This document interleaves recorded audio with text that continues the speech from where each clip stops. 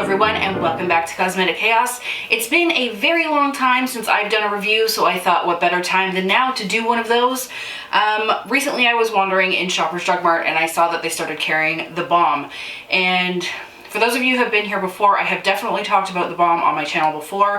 However, I find myself buying their products and not really using them, specifically their eyeshadow palettes. They're typically good quality, but for some reason they just don't stay on my eyes. But I saw this Balm Pic Perfect palette, which is like a little hand-sized palette, and I thought I would pick it up and give it a try because I know that a lot of companies are reformulating their products all the time. I don't know about anybody else, but let me tell you, we're hitting a heat wave in Ontario of epic proportions. So I did use this palette every day for about a week because I did want to try it with different primers. I wanted to try all of the colors in it, which aren't too many. But I wanted to make sure I could hit as many aspects as possible for this review because it has been so long since I've done an actual very thorough review.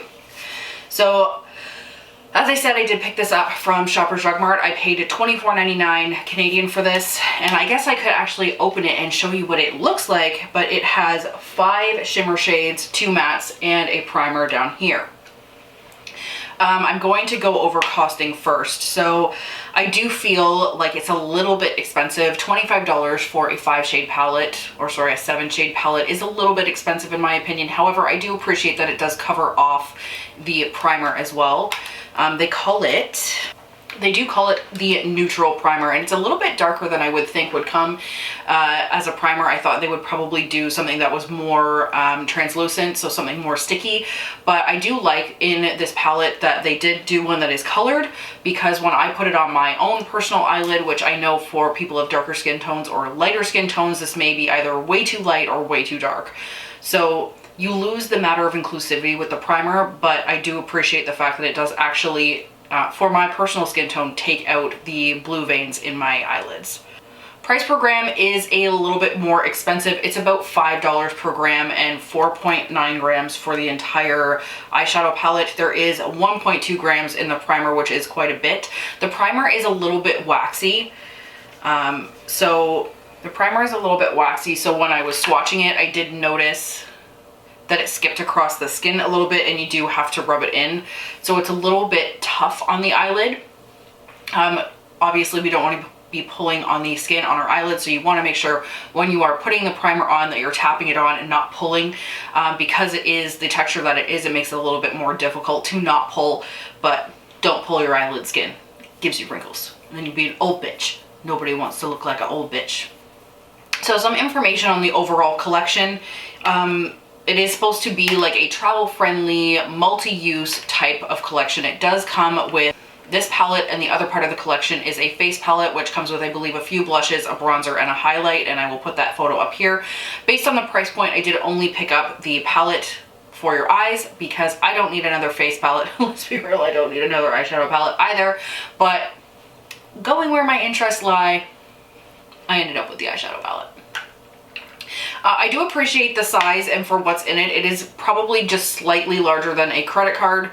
I think a credit card would probably take you to about here.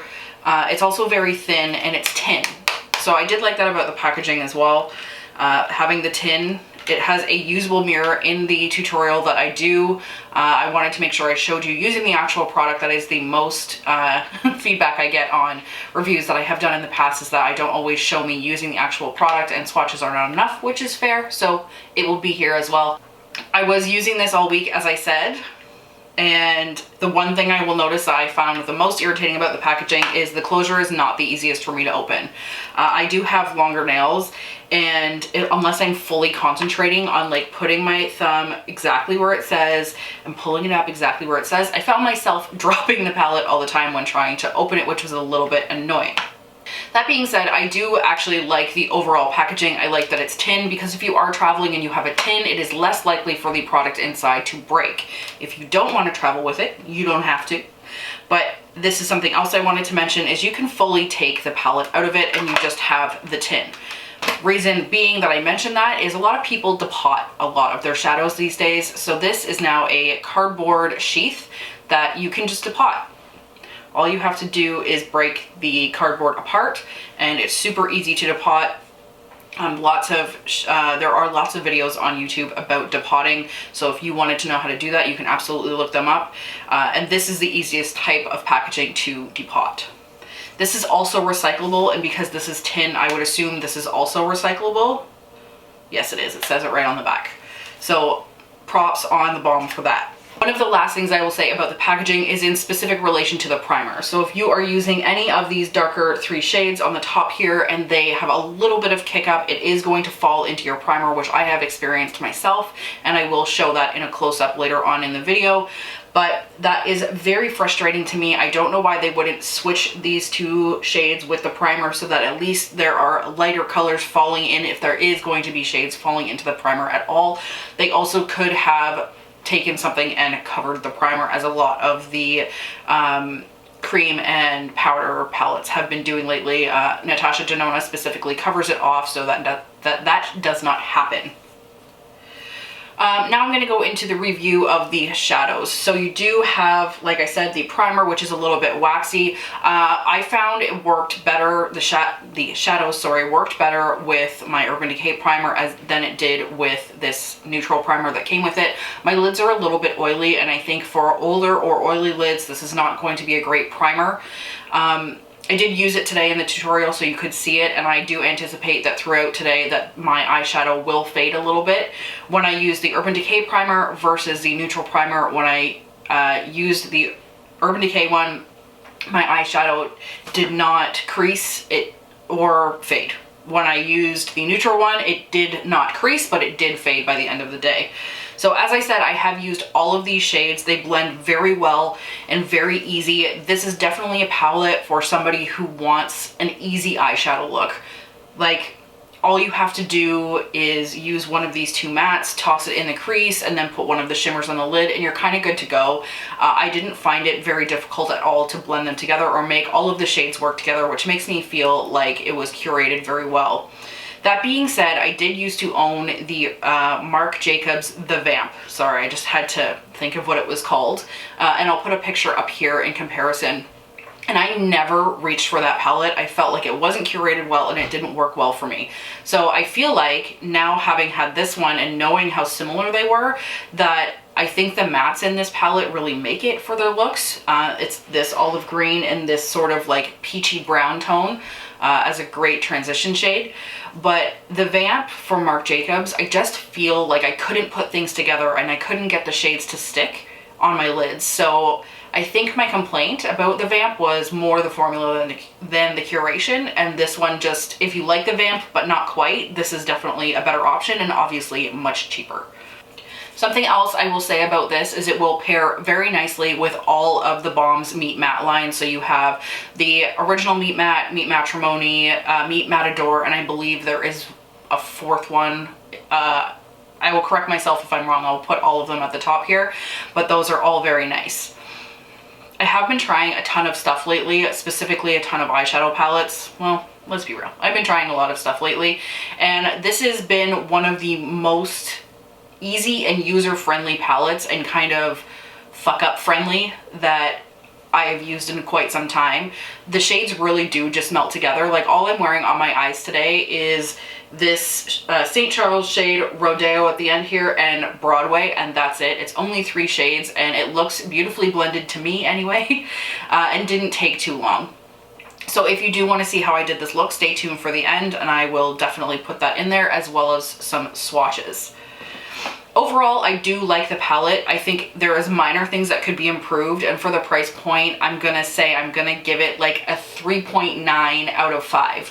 I don't feel totally comfortable giving it the 4 out of 5 or even 5 out of 5 because I do have a few minor complaints. I think the price point is a little bit too high, and I feel like the packaging could be improved just slightly with the primer not being able to be covered. I also like the quality of the shadows, but they do not swatch well. So I will insert swatches here for you to see, and I believe that the red, green, and the kind of gunmetal shade don't swatch that well, considering how well they perform on the eye. I do wish I had taken pictures of other looks I had done this week. In every palette I've ever had, I've never really reached for the gunmetal shade, and I actually think the gunmetal shade in this palette is my favorite on my eye. It's now that I'm a little bit more tanned in the summer, I feel more comfortable using darker eyeshadow while going to work because it's not as stark of a contrast with my skin. So I am going to go through the tutorial now so you can kind of see what I did and how I made it work. I did my eyes first, went off camera, did my skin, and then I came back to finish off the eye. So if you're wondering why there are so many cuts, that is why. I also, for the swatches, did, for the most part, only one swatch, and I did it starting from no primer and onto the primer. So you could see the difference it made, and truthfully in the swatches, it didn't make that big of a difference. You couldn't really tell the difference, in my opinion anyway, but when I had it on my eye, I did notice a difference in it color correcting the veins in my eyes.